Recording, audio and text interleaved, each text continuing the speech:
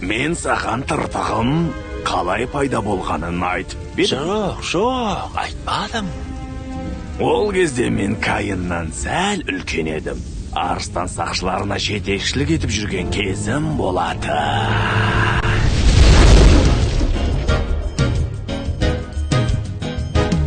Мен сақшылардың арасында ең қаһарлысы болып ем. Бір арыстанды кездестірдім, жалғыз қалудан қорқпадым. Асқан даналығым мен күші, тек мықтылар патша болар.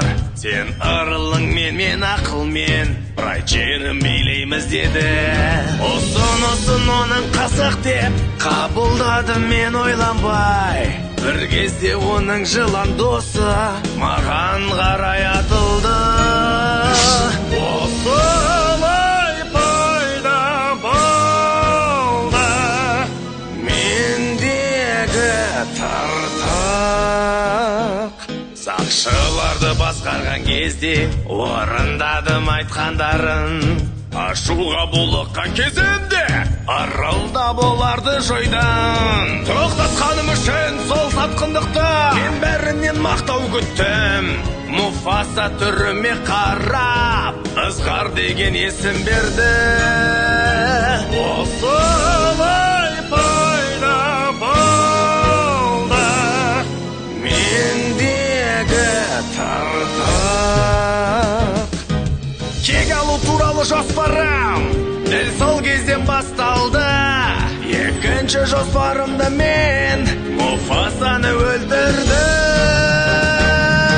Егер сол бейшара Симба сол күні құрып қалғанда, өзім Брайтты қазір басқаратын едім. Осылай пайда болды мендегі тыртық.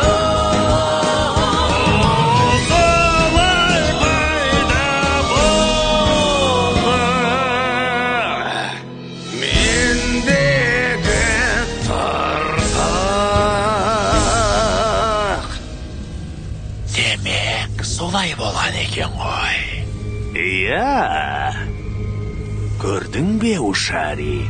Уақыты келгенде маған сенің көмегің керек болады. Жоспар қандай?